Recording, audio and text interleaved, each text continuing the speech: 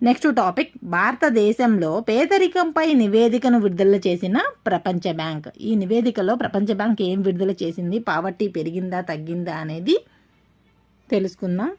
మన దేశంలో అత్యంత పేదరికంలో ఉన్నవారు బాగా తగ్గారని ప్రపంచ బ్యాంక్ నివేదిక చూస్తే తెలుస్తుంది.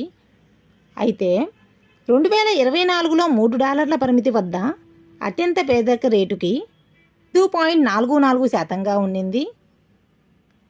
అసలు ప్రపంచ బ్యాంకు నిర్వచనం ప్రకారం అత్యంత పేదరికంలో ఉన్నవారుగా ఎవరిని గుర్తిస్తారు? రోజుకు $3 కంటే తక్కువ మొత్తంతో జీవిస్తున్న వారిని అత్యంత పేదరికంలో ఉన్నవారిగా గుర్తిస్తారు.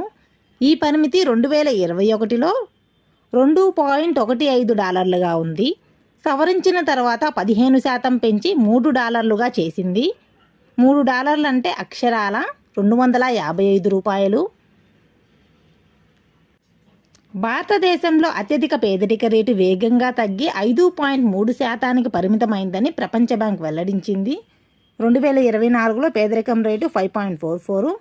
గ్రామీణ ప్రాంతాల్లో పేదరికం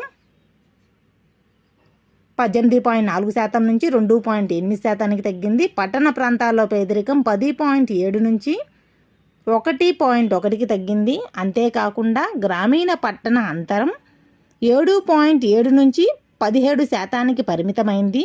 వార్షికంగా 16% తగ్గింది. దేశంలో అత్యధిక జనాభా కలిగిన 5 రాష్ట్రాలు కలిపి అత్యంత పేదరికంలో ఉన్నవారి వాటా 54%గా ఉంది ప్రస్తుతం. దేశవ్యాప్తంగా 2011-12 నుంచి 2022-23 వరకు పేదరికంలో ఉన్న 17.1 కోట్ల మందిని ఆ వర్గం నుంచి బయటకు తీసుకొచ్చారని ప్రపంచ నివేదిక వెల్లడి చేసింది. భారతదేశంలో అత్యంత పేదరికం ప్రపంచ బ్యాంక్ నివేదిక